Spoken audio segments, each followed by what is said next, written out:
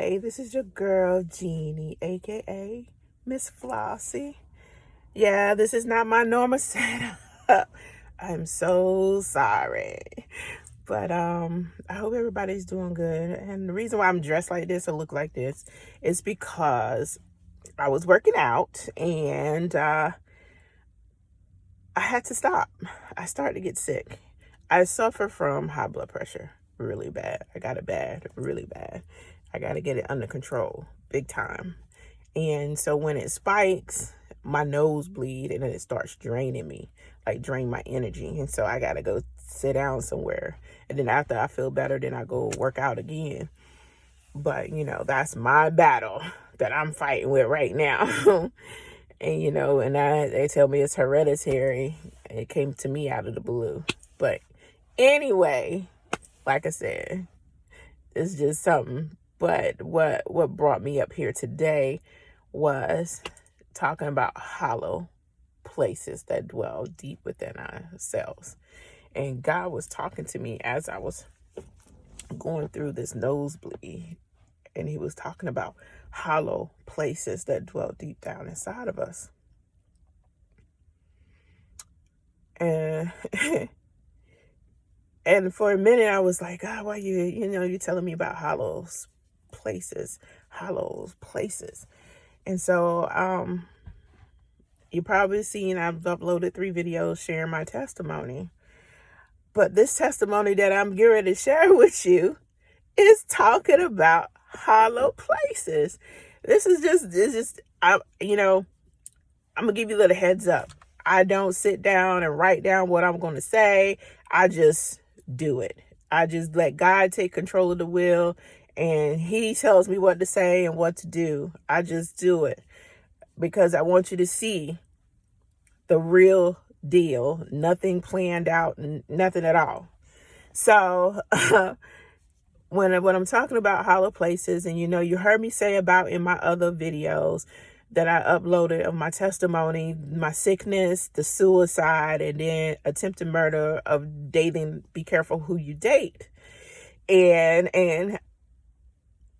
after I went through that and everything that transpired, because I had to be in hiding for a little while. Nobody really could know. I had to go to my job, I had to be very careful at my job. And if things weren't right, I had to go home. My life was crazy after that situation. And and I'm going to tell you something, that's when the devil worked the hardest, when you're going through it. And the stuff that dwells deep within you, he knows. And with this testimony, I don't feel like this is a testimony. I think this is just something to be an inspiration, or to, if somebody's going through something, I just feel this is meant for somebody. Somebody needs to hear this. I'm telling you, I just got this strong feeling somebody need to hear this. This is not a testimony. This is me telling something.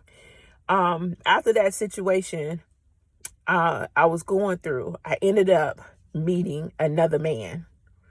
And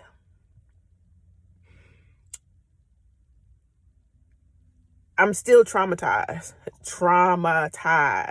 point blank.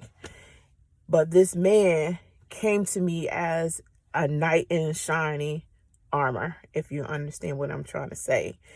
Like, he was very protective of me. He was mindful of everything.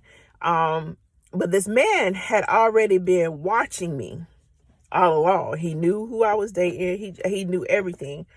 And he had it, and he kind of got whim and heard what happened to me. And so he kept, watching over me, protecting me. And, as time passed, I got very fond of this man. Never thought he would ever hurt me. Never thought he would, do anything. And I let him in. I let my guard down and I let him in.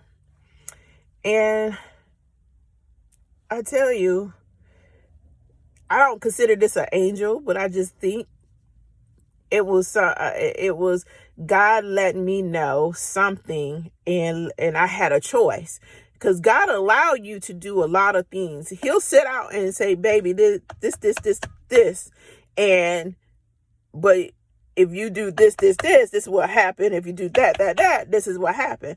But he gave me the choice. He used somebody that I would thought, and never in a million years that he would use, to warn me. And I thought the person was hating everything.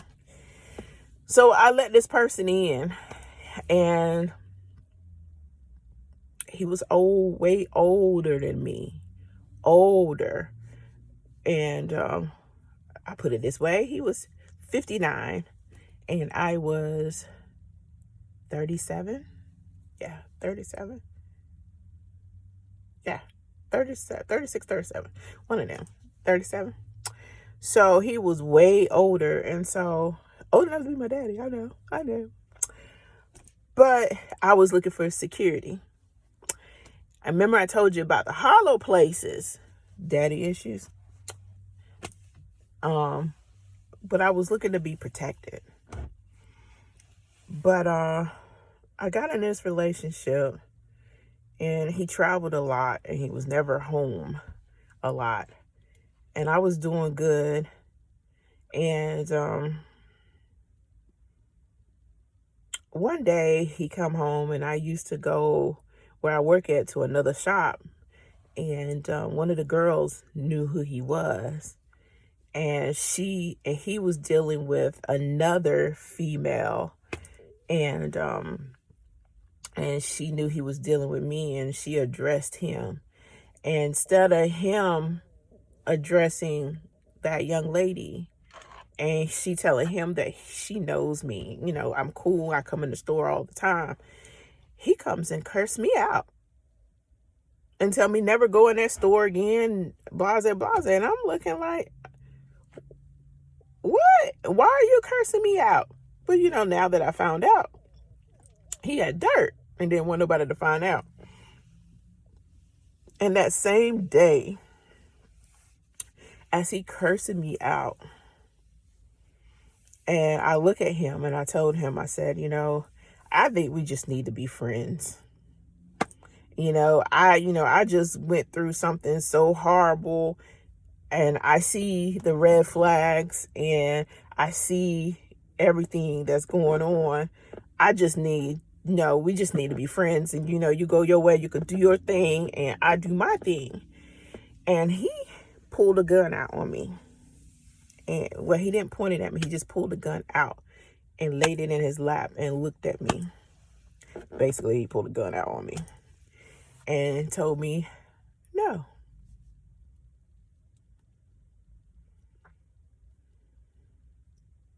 No. So here I am yet again in a situation that I'm trapped. Well, at that moment in time, I thought I was trapped.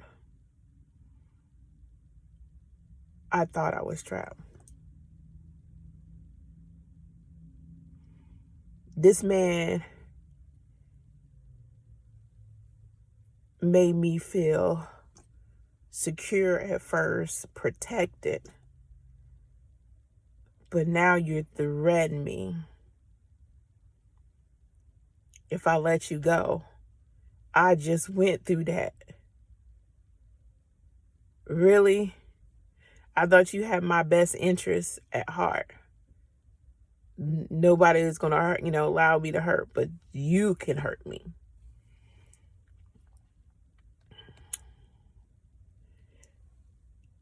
I'm not going to go too much into that because it still gets to me a little bit to this day. And that's what I'm talking about. The hollow places that dwell deep within us.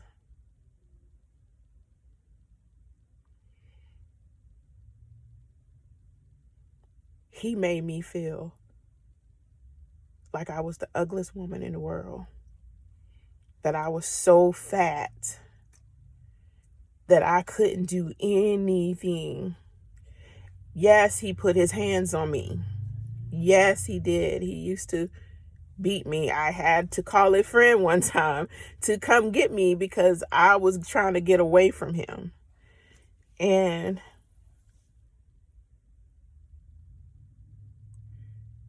you attract what dwells deep inside of you, in those hollow places. And you keep wondering why you keep attracting the same man, the same woman over and over and over again. It's because those hollow places that dwell deep within you. I just got out of abusive relationship. I felt like I couldn't get nothing right. I felt like I couldn't do nothing right. I tried my best to try to be perfect, and I didn't feel like a woman anymore. And this man came in for a split second, made me feel like, oh, I'm gonna protect her. Oh, you is this. He told me to my face, you're not a good woman. He told me that all the time. Till one day, y'all, I lost everything. Everything. Somebody needs to hear this. God, I lost everything. When I lost everything, I lost my car, lost my house, lost everything because of this person. This person didn't work, and I was fending for him. This person, almost 60 years old. I lost everything to the point I was living in a hotel. I sure was. Living in a hotel. And one day, God spoke to me and said, let that go. You will be all right. Let it go. And he had came to my hotel room, and God kept speaking to me. You know, when God talks to you, you'll know, because sometimes, it's different for everybody, but Lord, And God kept telling me, Jeannie, you'll be all right. Let it go. So one day he would come to my hotel room and want to stay and eat up everything in my refrigerator, and not one day put anything in. Not one day help me to pay a bill. Nothing at all. And one day I started listening to sermons. Cause God told me, and one day God told me, just go to YouTube, put in TD Jakes. And I hit the first sermon that I heard. And as TD Jakes was talking, and he was talking about a lion. A lion would take care of its den. And it just rang out. It just rang out to me. And as I was sitting there, I was like, yeah, a lion takes care. A man, I flip-flopped it. A man would take care of home. I wasn't his home. I was out here struggling. A man would take care of home. I was struggling. And then one day I looked at him. I said, look, you don't bring no food in here. And you don't help me with none of these bills. You got to go.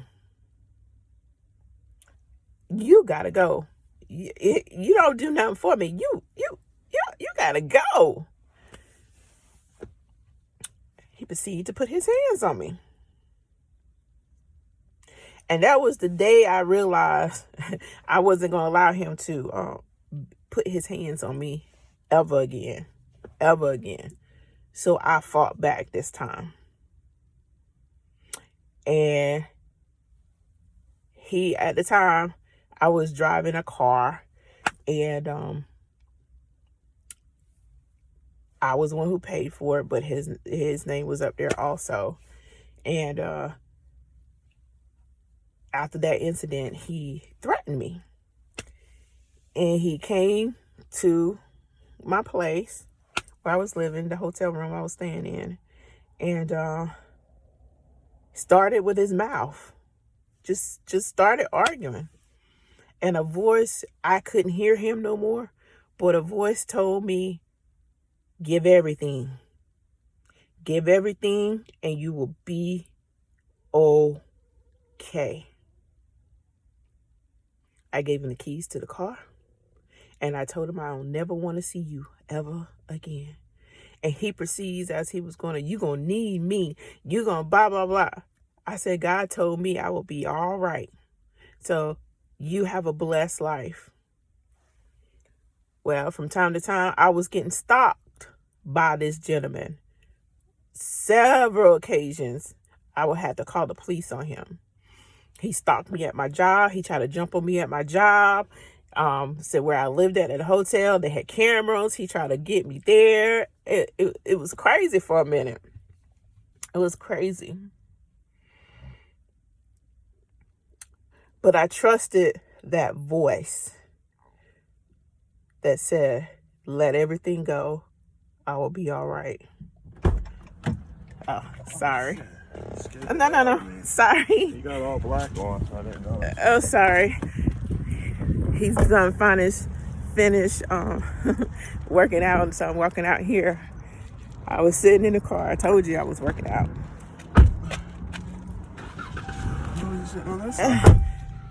Oh, because it was just easier and warmer right there.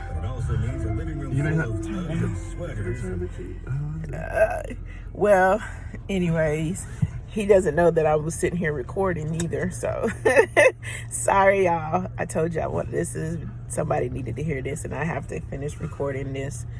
So where I left, I remember, trusting that voice, and that voice telling me to let everything go. And trust me, when I finally let everything go, hold on, sorry, finally let everything go, everything started falling into place for me. I never missed a day of work. I never really lacked for anything. Things were going good, and I started listening to T.D. Jakes a lot more after that. And as a sermon that T.D. Jakes that he preached on about speaking to that house. Like I said, somebody needed to hear this today. You need to speak to your house. You're better than that house. You may be going through what you're going through, but it's not you. You speak to your storm. Speak to it. Trust me. I spoke to where I lived at every day. And I prayed. And during that time, that's when I really found out who I was in my hollow place.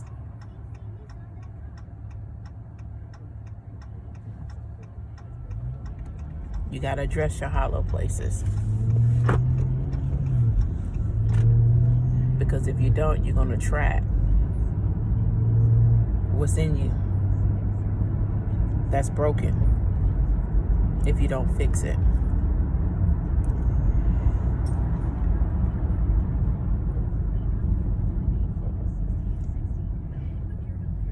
Am I right, babe? Well, I'm going to end this. Like I said, this is random. This is not a testimony. This was something on my spirit, and I feel like somebody needed to hear this today. But I'll be uploading my next testimony. But whoever it is, I hope it get to you. Be blessed.